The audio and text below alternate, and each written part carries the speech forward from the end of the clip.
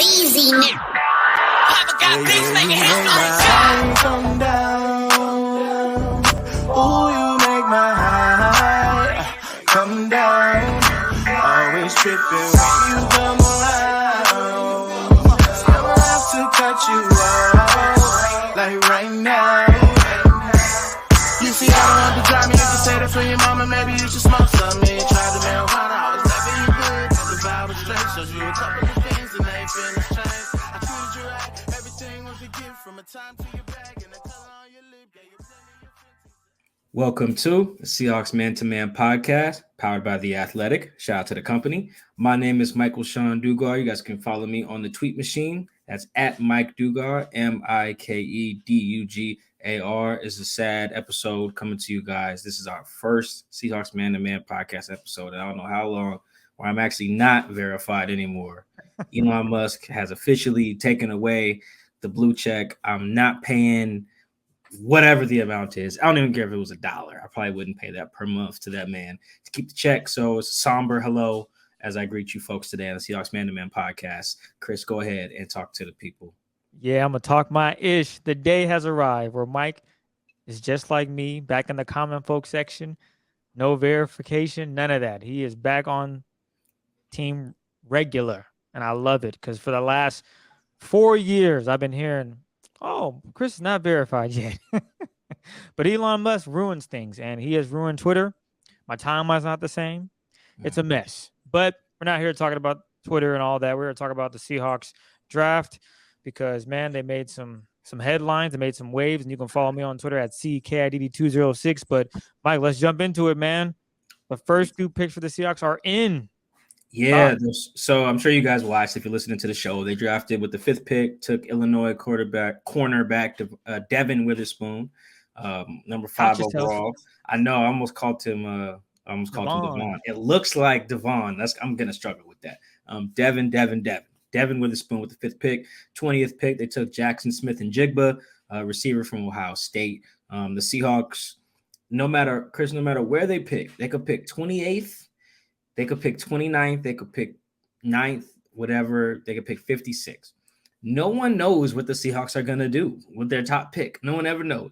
It was all Tyree Wilson, Anthony Richardson, Jalen Carter, Will Anderson Jr. if he was there, which he was not. Texans traded up a lot to get Will Anderson. Good for them. Great player. Should be a great player. But that just speaks to like how good the Seahawks are, just always zigging when the rest of the league is zagging. And not necessarily that taking a top 5 corner is like totally zagging. It's just that very few people, I don't know if I saw any mock from anybody, whether it was somebody tweeting it to me or a national person or an analyst that was like, yep, Devin Witherspoon, 5th pick. I really think the only person I saw really beating the drum for that was Corbin Smith over at Sports Illustrated, was like, yo, if they take a corner, it should be this guy, Devin. Shout out to him for kind of like forecasting that one. But very, very, very shocking pick. A bit of a we'll get to Jackson as well. Or should we go pick by pick, or you want to look at both picks at large? You was about to go Devin, so just go ahead, man. Yeah. I'll start with Devin. Devin's not totally Seahawky with the measurables. I'm looking at the homie Dane Brugler's draft guide. At the combine, Devin was 5'11" and some change, maybe closer to 5 or 6 foot. I almost said 5'12", 6 foot, about 181 pounds at the combine, and 185 at pro day. So take that for what it is. Arms are 31 1/4. I don't know if this is decent hand size or not. Wingspan looks okay. Ran 4.43. Good. I think the short subtle split is good. What was it? 158. I gotta check that. Sorry, I don't have all the percentile stuff measured. Anyway, basically, he's like a good but not like super freaky athlete, like good athlete, which is fine. But he doesn't like if they had took Sauce Gardner last year, I'd have been like, oh, okay, like this looks like a Seahawky dude from the size, the frame, like even Derek Stingley as well. So that was shocking right there. And the positional part was interesting because there's two ways to look at it.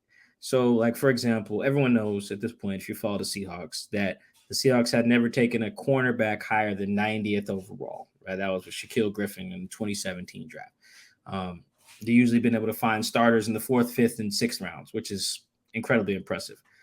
Because they had done that, everyone was like, well, why would they take one with the 5th pick? That's crazy. They ain't never done that before.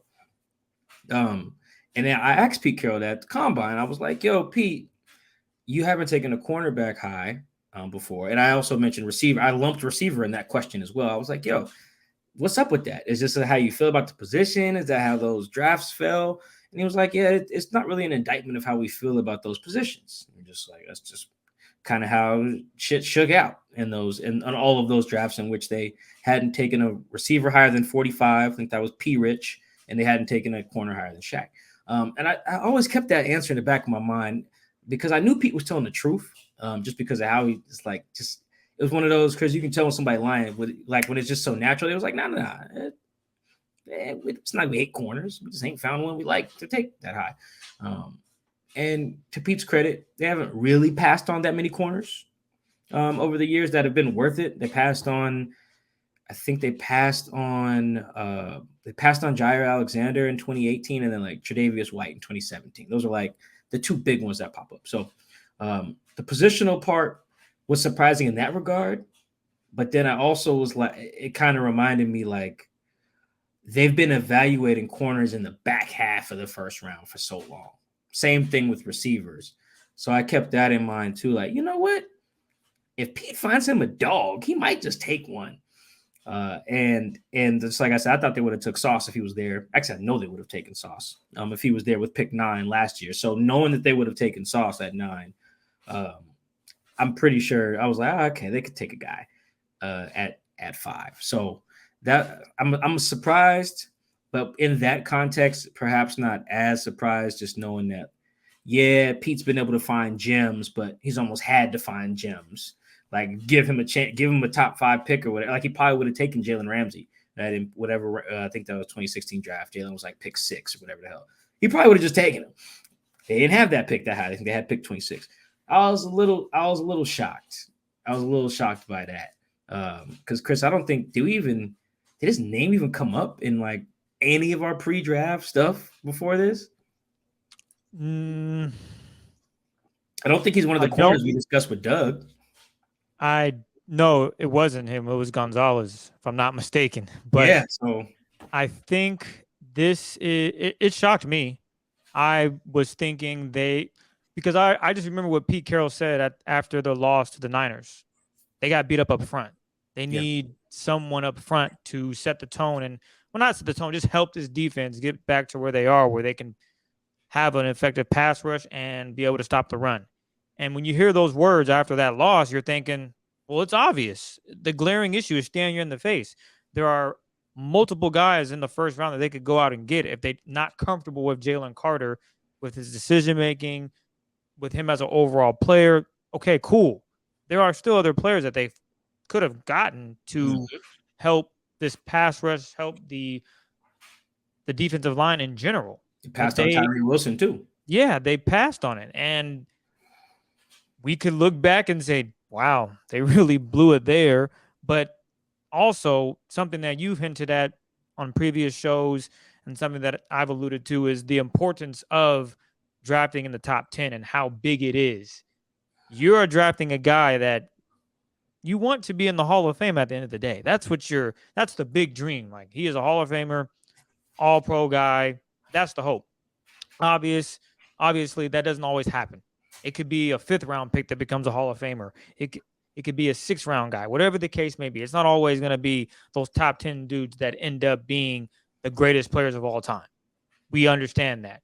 But to take someone like that, number 5, and Devin, that's a lot. That's a huge swing.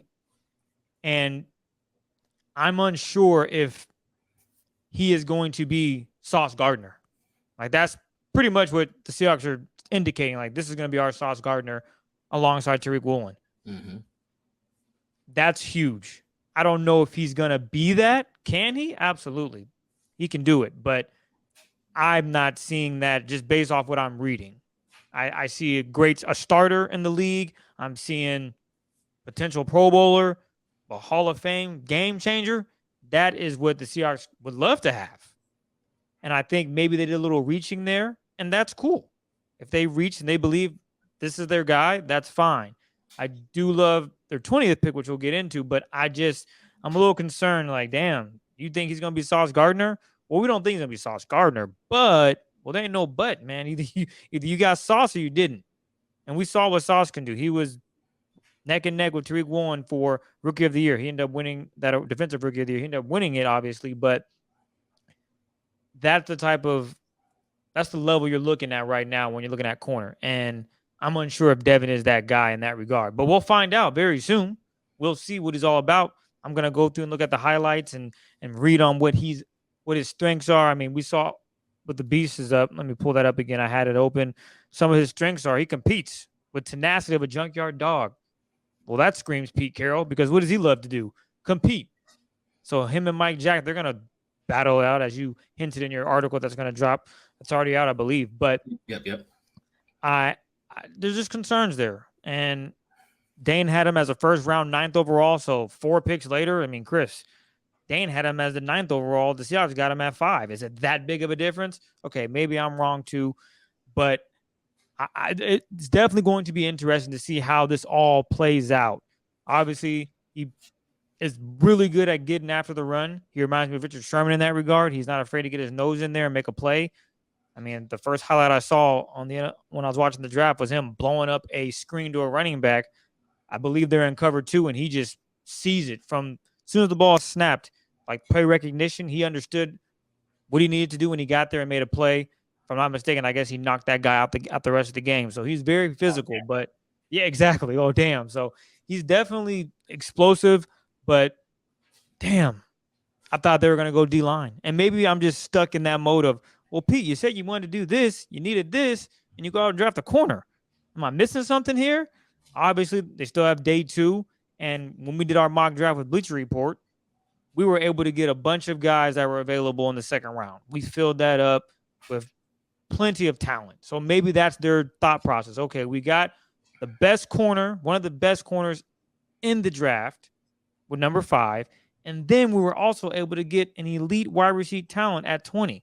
Okay, now in the second day, let's go after the D-line. Let's get linebackers. Let's really solidify our defense. And that might be the case. So I think it's funny. I rewatched the playoff game, lost to the Niners. Okay. Yeah, because I was just like, man, I hadn't watched it in a little bit. So I was like, okay, before the draft, I didn't watch it. It was like a couple days ago. But what stood out to me, that's what made me think about, dang, if they had took Sauce, like I can see why you could watch this game and think the ceiling of the cornerback group is not that high. And that's what it comes down to with both picks. We'll get into Jaxon here in a second. The ceiling is raised by this pick. Like I do think like they had a decent floor with Mike Jack and Tariq. Like Mike Jack and Tariq were just fine last year. Like they were together. That was a fine cornerback pairing. Then I watched the Niners game. I was like, but what it could be is probably not what it needs to be to get you where you want to be, particularly if you watch like the Eagles last year and you see that like Bradbury Slay was like that over there. You watch the Jets with DJ Reed and Sauce, or even like a healthy Marcus Peters and Marlon Humphrey. Like there were some cornerback tandems where he's like, okay, the ceiling on these groups is really high. Well, how do you get one of those? You know, the Jets went and drafted Sauce, paid for DJ Reed. Who was the other one I said? Oh, the Eagles traded for Slay, picked up Bradbury off the scrap heap. You know, like there's ways to get those guys. I think the Ravens drafted Marlon and traded for Marcus Peters. But either way, depending on, it doesn't really matter how those guys were brought in. But I just watched that game and I was like, yo, Brandon Ayuk is open as hell. Like that. I could see watching that game and being like, yo, we should not have got carved up like this by Brandon Ayuk and Brock Purdy. Let's draft some guys. Let's be stickier on these dudes. So I think they bypassing raising the floor on some on other groups on the D line to raise the ceiling on the cornerback room is something you can rationalize. I was a little surprised they did it, but like Pete's probably watched that 49ers game a little bit more than I have, so I can see why he went that route. And another thing that stands out to me with Devin that I think is interesting is that Devin's really sticky, really feisty, has really good ball skills. 17 passes defense last year, 26 total in his last 22 starts, which is just bananas. Like he's getting his hands on the ball. And like you mentioned, Chris, it's a lot of route recognition and jumping stuff and driving on stuff than it is like just having long ass arms. Right? I think it's like his arms aren't just super long to knock. Like that's what helps Tariq in part. He's just got long ass arms and he's fast as hell. Right, 6'4" with like however long, 34-inch arms, whatever Tariq has, and runs 4.2. That's not Devin. Devin wins with like knowing what's coming, route stuff. Kind of how Kobe Bryant won at the Jim Thorpe Award his final year at Cincinnati. He had a good bazillion passes defense that year too. So that really stands out to me because, boy, it's this transition to Jaxon as well, Chris. Both of these guys, they have real potential to help on third down. Like when Devin knows a pass is coming, he got a chance to get his hands on the ball. When Jaxon lines up on 3rd and 8, and there's DK over there and Tyler over there, and the defense is like, we got a bracket 16, we got a cloud 14 side.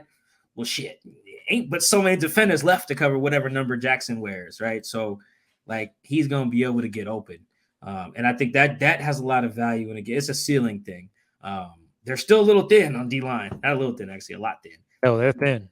Yeah, but I think those kind of, I got to watch some more Devin film. I have a bunch queued up for when we're done recording. But that really jumped out at me. The ball skills he was able to have and how he was able to make those plays on the ball, despite not being the fastest dude and not being, not being super long and not just sitting back and playing a bunch of zone either. Chris, you'll see. I'll send you some film I got. He's out here manning up and following guys all over the damn field, playing inside, playing outside. So he could do a little bit of everything, and he's tough as hell in the run too. And that's probably the last thing I'll say on Devin is that when you got a corner that can tackle, every DB coach in the country is going to bang on the table to be like, "Give me that dude." Because that's the thing with corners, right? It's like, okay, you can cover a go ball, that's cool. What happens when they run outside zone to your side? Do you man up and set the edge, or do you tuck your tail and get pushed out of bounds? Right, like that's an issue. That's legit concern. There ain't gonna be 50 pass plays in the game. This ain't college. That team is gonna run the rock, and if they can know they can run it at you, they will. They're not gonna be able to run it at Devin with consistency, even as a rookie. I don't think so. I'm a fan of the pick. I'm with you. A little bit of a luxury, little reachy. But it's the choosing the ceiling to be raised, which again, you watch the playoff game. Everybody go watch the playoff game after this. You'll be like, yeah, no, I see what Mike's talking about. These cats is wide open. Yeah, we'll see how it all works out. That's the best part about it. We get to see over the next few months how he will look in a Seahawks uniform. The one thing that you mentioned before we go to Jaxon is his ability to play in man. The Seahawks last season, they experimented a lot with their defense, to be honest, and how they run coverages from man, zone, you name it. Match coverage. All of that. Mm-hmm. They're bringing in someone that is comfortable in man. He doesn't panic. That's kind of my big thing when I look at corners is their ability. If they get beat maybe on a quick move, do they panic? You could tell when someone panics. Mm-hmm. Everything that they've learned goes out the window. They start doing the grabbing. They don't turn for the ball because they panic. And that happens. Devin doesn't show too much panic. He's very aggressive, which could result in flags and things of that nature. But that's something that can be learned and taught to, okay, you can be aggressive, but here's how to be aggressive and not get penalized. He doesn't panic. And that's where I'm like, okay, this could benefit the Seahawks. Someone that is not going to be uncomfortable when they're in a scenario where it might mean they should be uncomfortable. There have been times where you watch a game, a guy gets uncomfortable, and they don't turn their head, which is, hey, if you turn your head, you can make a play on the ball, interception, pat, bat the pass down, everything under the sun. That's where I like his game. He's comfortable in man, doesn't panic. And as far as zone, they could teach him the right way and the Seahawk way. And I think that'll benefit him. And maybe he does become this elite corner. Now you have Tariq and you have Devin. D-Dub and T-Dub. What a combo. Sign me up. I got a text from someone. How do I want to characterize this? They're in the organization. It doesn't really matter. They're high up enough. I was just talking to them about the pick. They were just like, look, can never have too many guys who can cover. You know, it's very similar to having guys who can rush the passer. You just really no such thing as having too many of those guys. So that was some good kind of rationale for that. Now we can talk about Jackson. Also, actually, I had one note before we went to Jackson. Sorry, Jackson, we're going to get to you. In Dane Brugler's draft guide, he did note that Devin had 11 penalties over the past 2 years. That is a lot. That's bad. I believe that's on pace, if not more, or a little less than whatever Trey Brown had his last year at Oklahoma. And Trey cleaned that up pretty easily. So I do think that's one particular thing that if that's a knock on a guy's thing, I do give the Seahawks the benefit of the doubt to fix that shit. Because Trey was really grabby in college because he was coached to be grabby. And then he got here, he was coached not to be grabby, fixed it. You know, like that's one of those things that you can fix. You know, you can teach that. I don't know how much route recognition you can really teach. You gotta feel that out. Chris, I love the Jaxon Smith-Njigba pick. I could not. I don't know if I could. I don't know if I'd have loved any pick more than picking Jaxon Smith in Njigba. Before he was on the clock, or before he was taken, I was texting with my homie who's a Ravens fan. He was like, "Ooh, Jaxon Smith-Njigba fall into my Ravens at whatever pick they had." I was like, "Brother, he is not getting by the Seahawks." So it's like, let me burst your bubble today. Right now. Right now, he is not getting by. I just could feel that one, man. He just, dog. Every once in a while, there's just like a play or a game in college where you don't even got to watch the tape. It's just like, if you watch that game or that play, it's like the Jadeveon Clowney play. When he knocks that dude's head off. I think it was like the Citrus Bowl or something. Like, you look at that, you're like, oh, okay. Everyone should try to draft him like tomorrow.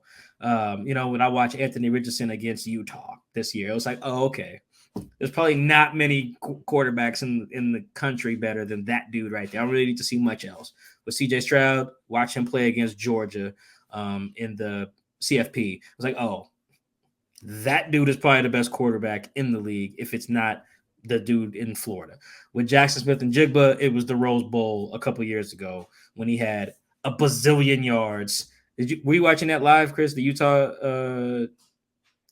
Ohio State Rose Bowl a couple years ago? I didn't see it live, but I saw the highlights, saw the timeline exploding, and boy, he put on his show. It looked like he was playing flag football out there. Bro, it was Madden. It was like playing, like I don't play a lot of Madden, but I was playing my girlfriend's nephew a couple of weeks ago, and I don't play much. So we had both of our settings on rookie, and we were just going crazy. I had like 6 touchdowns with Tyreek Hill for like 350 yards. That was Jaxon Smith-Njigba in the Rose Bowl a couple of years ago. And Utah secondary isn't like the best thing in the world, but still, it's the Rose Bowl. They had some dudes out there, and he looked incredible. I remember tweeting about him in real time, comparing him to Tyler Lockett that day. It was one of those moments where it's like, even John Snyder said it today. He was like, this time last year, we knew Jaxon Smith-Njigba would be a top 10 pick in 2023. But the only reason he's not is because he hurt his hamstring against Notre Dame in like week 1 of this year and fell. And you can see John's a religious man. You can kind of see it in his eyes. He's like praying, like, oh, thank God he fell. It's like almost like thank God for the hamstring injury, because this dude is everything the Seahawks need. There was like a few dudes, Chris, in the draft at a few spots who were like everything the Seahawks needed. Jalen Carter was one. Long-term, Anthony Richardson was one as well. But like looking at some other spots, like Michael Mayer is one as well. At receiver, it was Jaxon Smith-Njigba. You want to talk about body control, spatial awareness, the ability to accelerate and decelerate, which is probably more important than straight line speed for a guy like that. Good hands, the best route runner in the draft. Like the fact he fell to 20, some of the GMs that passed on him are gonna get fired. Pretty sure, probably multiple. Because when this dude ends up like leading the league in catches one year, some owner is gonna be like, "Why the hell didn't we draft this dude in 2023?" And that GM's gonna go, "I don't know, man." He's gonna be like, "Give me your gun and badge. You're gone," just like they do it on the cop shows. Like Chris, he's the perfect. It's the perfect thing. I was texting with a coach on the Seahawks staff today. I was like, "You guys just got better on third down, if nothing else." Like I was just saying here, on when it's third down or in the red zone. And they bracket DK and they put their best guy on DK and they put him to the boundary and then they double Tyler, that shit ain't gonna work no more. Ain't gonna work no more. Go ahead. Put your number 3 corner on Jackson. God bless. First down every time. And also, I gotta say, his draft fit, that was crazy. Oh, I haven't got a chance to look at it. The ice was insane. It must have been close to 100K on him. Really? Mike, when I say he was shining, let me follow him on Instagram. My eyes were hurting. Boy was looking real clean. But outside of all of that, the Seahawks landed their guy, someone that can come in, as you alluded to, and just make a difference on third down, slot, outside, bubble screens in general. You're not running. Come on, don't. We having a moment. Don't ruin it with screens. He's that guy, as you mentioned. Ooh, sideline to sideline. I'm sorry. What's up? I found a picture of the suit. My bad. I just wow. Ooh, look at that. Look at that chain. Ooh, look at these glasses. These Prada. They sure are. Come on, man. He's out here. He has some money on him. Oh, but, he sure do. He is the money. Oh, look at this outfit. Sorry, I cut you off. My bad. Nah, you good. I brought it up for that reason alone because I knew I saw it. I was like, wow, he is worth it. But he just fits with the Seahawks. This is what the Seahawks thought D. Eskridge would be. This is what Marquise Goodwin was for the most part until he got hurt, just consistently. Now they're gonna have this throughout the whole season, and he's young. What is he? 20? He's 22, maybe. 21. He'll be 22 next year in February after the Super Bowl. So real young, talented, as you mentioned, a polished route runner. And the best thing is he uses his speed perfectly in and out of his routes. He's not going to blow by you on a seam or anything, but boy, within the confines of the numbers and the sideline, he is able to create separation against talented DBs, and he makes it look very, very easy. He understands how to use pace and use his eyes and head and body, his movement. He's comfortable with, he only ran a 4.5? 4.52, I think. Nothing crazy. Yeah, that's not crazy. Blazing, but the one comp I immediately think of, and shout out to the homie at the Ringer, Danny Kelly, he also saw this too, was Amon-Ra St. Brown. Perfect. I was about to say that. Yeah. That's his twin. Those guys are literally the same. They just happen to be in different draft classes. And now the Seahawks have that. We saw what Amon-Ra did to the Seahawks a few seasons ago. Well, now the Seahawks have that, and he can be used first down, second down. And as Mike mentioned, if they're going to bracket DK or Tyler or whatever the case may be, don't forget, now we got Jaxon Smith-Njigba, and he is going to be a difference maker throughout the game. When Geno needs to find an outlet, he will step up and make the play. That is what you're looking for. Sure hands, confident, can run any route in the route tree, can go over the middle. I know he's not the biggest guy, but he got decent size. He's 6 foot, 196. I think that's fine. He can definitely take the hits, and I'm excited to see what he can bring to this team. I know he missed pretty much all of last season with that hamstring injury, but when healthy, as we saw in the Rose Bowl in that season, he is definitely someone that can be reliable and can make plays. He's a playmaker, and that's what the Seahawks needed at that third wide receiver. Someone that can just be a playmaker consistently and just help DK and Tyler when, we're being doubled. So someone else has got to flash and make a play, and that's where he comes in. So that was day one success, A+ on that. Seahawks definitely handled that well, and he's going to be fun to watch these Oh man, next few seasons. he's going. This is a home. This is a home run pick. This feels like when they took Charles Cross. I was like, yeah, this is a no brainer. Like you just locked down a spot for a long time. I thought Pete Carroll made a really good point too. Again, when I was speaking on third downs, but I think I want to say it was Hugh Millen who asked during the post draft press conference. He was like, "Hey Pete, you run 11 personnel about 53% of the time, which is correct. I think it's like 52.8 or whatever." This was last year. He said, does drafting Jackson mean you want to run 11 personnel more? And Pete was like, no, not really, which I agree with Pete. You'll need to run it more. Your 12 personnel is still really good because your tight ends are good. 13 personnel, we're big fans of 13 personnel on this show. That's 3 tight ends. What Pete said is what I was thinking when Hugh asked the question. It's like, it's not about running 11 personnel more. It's about being better at it when you do. I don't have their EPA numbers in front of me out of 11 personnel. I think they were fine. But like with Jackson, I think, again, it's the ceiling. I think you go from being like a good 11 personnel team to being like an elite 11 personnel team, like the type of shit the Bengals got going when they have T. Higgins, Jamar Chase, and Tyler Boyd on the field at the same time. Like I think that type of trio. Yeah, like the same thing the Bucks had in 2020, I think it was. Godwin, Evans. Yeah, yep, Mike Evans, Chris Godwin, and AB. Yeah. Like, hell, even the white boy, Scotty Miller.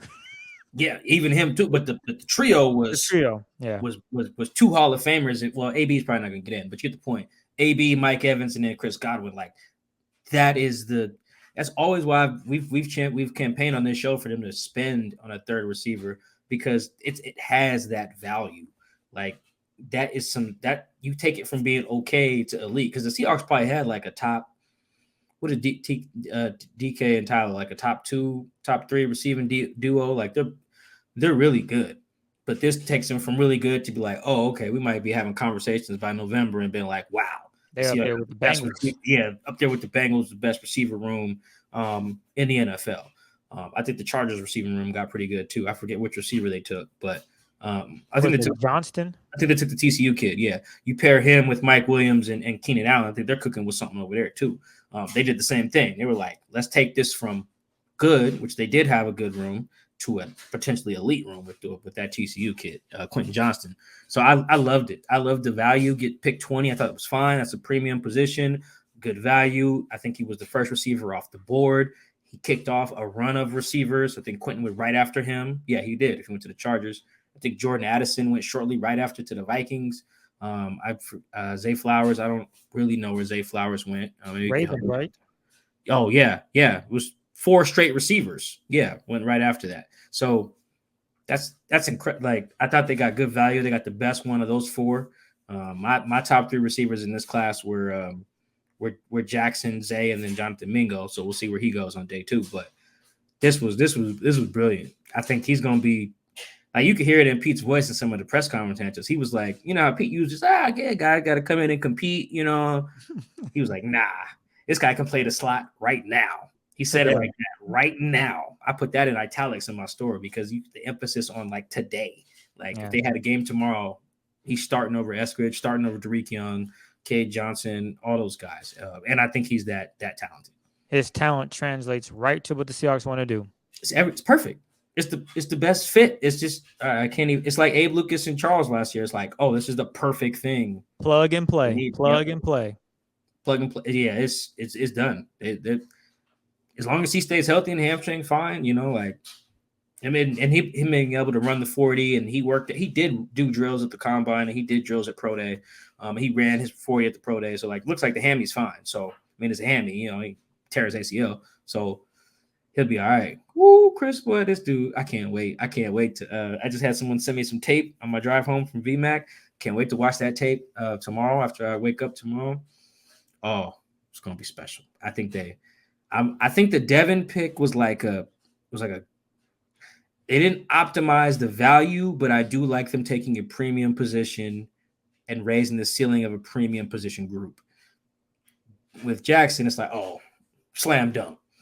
Like, I think the line I used in my story was their other attempts to get a receiver 3, Josh Gordon, Philip Dorsett, Marquise Goodwin, Derek Young, those were all like, if this was a baseball, those are all, they had a chance to get the warning track.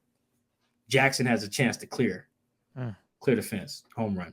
Love the pick, love the fit, skill set. Oh man, it's gonna be great. Before we get out of here, let's just answer this. We Mike put out some Twitter questions, but it's late. Mike been working all day.